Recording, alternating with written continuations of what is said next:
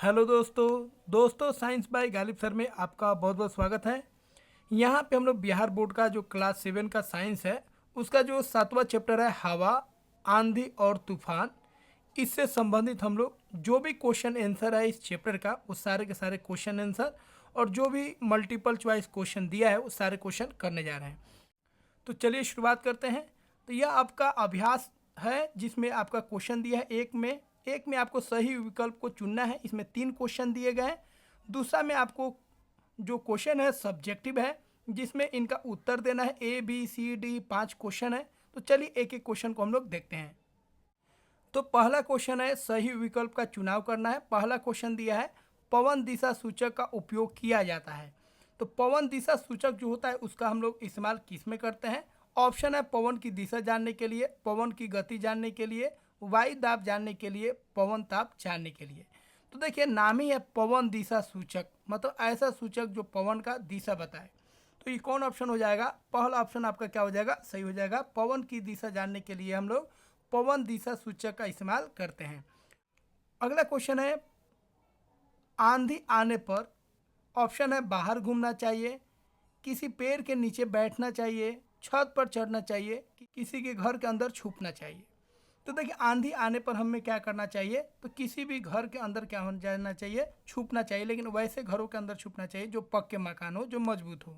तो D option क्या हो जाएगा? सही हो जाएगा। अगला क्वेश्चन है पवन वेग मापता है। ऑप्शन है पवन ताप, वायु दाब, पवन वेग, पवन दिशा। तो देखिए पवन वेग मापी मतलब पवन का वेग जो मापता है वो कौन सा मशीन होता है? तो उसको हम लोग बोलेंगे, क्या बोलेंगे? उसको पवन वेग बोलेंगे। तो पवन वेग के द्वारा हम लोग पवन वेग के माप को हम लोग क्या करते हैं? मापते हैं। ठीक है, तो पवन कितना तेज है उसको मापने के लिए हम लोग पवन वेग का इस्तेमाल करते हैं। अब हम लोग सब्जेक्टिव क्वेश्चन की ओर बढ़ते हैं। दूसरा में दिया है सब्जेक्टिव क्वेश्चन 5 दिए हैं, ABCDEF। ये पांचों का आंसर हम आपको बताने जा रहे हैं। ठीक है, तो ये आंसर हम खुद बनाएं, इसलिए इसको आसान भाषा में रखें ताकि आप इसको समझ पाए।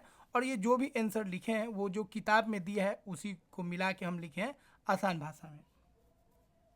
ये गाइड वाइड का नहीं है, गाइड वाइड में बहुत भारी लिखता है, लेकिन हम उसको किताब की मदद से, किताब से ही कंटेंट को लेके इसको आसान भाषा में लिखे हैं। तो पहला क्वेश्चन है आप यह कैसे कह सकते हैं कि हवा गर्म होने पर फैलती है?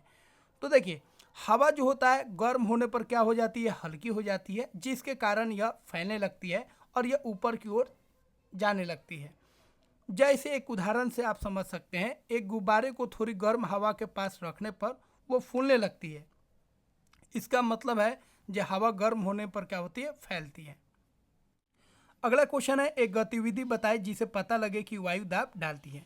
तो एक सरल गतिविधि है, एक खाली बोतल लीजिए और उसके मुंह पर क्या कीजिए? गुब्बारे को बांध दीजिए। फिर बोतल को क्या कीजिए? गर्म पानी में रख दीजिए। गर्म पानी में रखने पर क्या होगा? बोतल के अंदर की जो हवा है गर्म होकर फैलेगी और वो बैलून पर क्या करेगी? दबाव डालेगी और गुब्बारा जो होगा वो क्या होगा? फैल जाएगा, फूल जाएगा।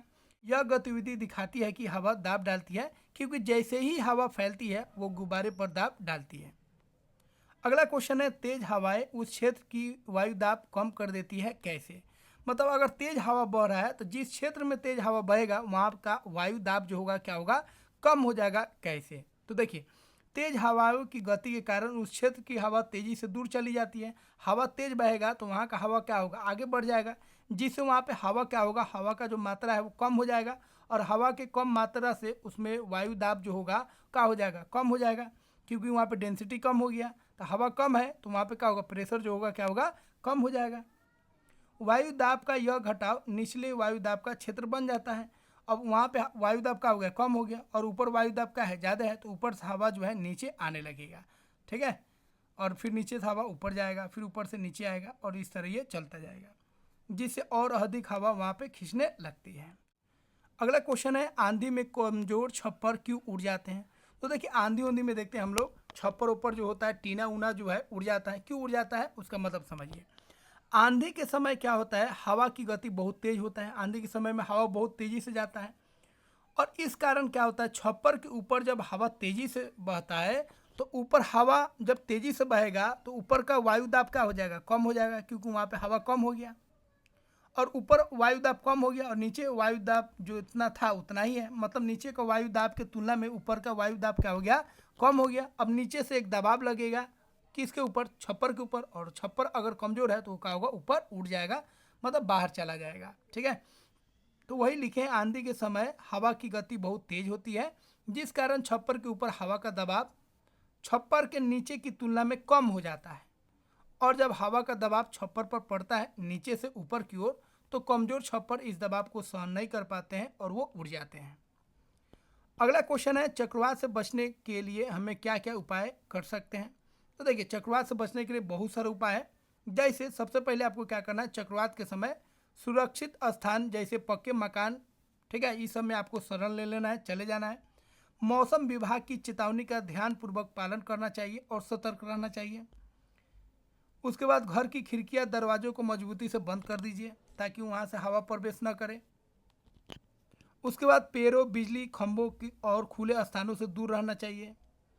उसके बाद जरूरी चीज़ जैसे हो गया खाने वाला जो सामान है, पानी है, प्राथमिक चिकित्सा जो है फर्स्ट एड, उस सबको आपको रख लेना है ताकि इमरजेंसी में वो काम आ सके। तो यहाँ पे हम लोग क्लास 7 का जो 7वां चैप्टर था हवा आंधी तूफान, उससे रिलेटेड सारे क्वेश्चन को हम लोग कंप्लीट कर चुके हैं एक्सरसाइज के। आशा करते हैं यह वीडियो आपको अच्छा लगा होगा और चाहते हैं आप और भी वीडियो देखें, और साइंस से रिलेटेड और भी आप कॉन्सेप्ट सीखना चाहते हैं, और क्लास 7 हो, 8 हो, 9 हो, जो भी क्लास हो उससे रिलेटेड अगर आप PDF डाउनलोड करना चाहते हैं, वीडियो को देखना चाहते हैं, तो इस चैनल को जरूर सब्सक्राइब कीजिए और वीडियो को लाइक कीजिए। मिलते हैं फ्रेंड्स अगले वीडियो में। जय हिंद फ्रेंड्स।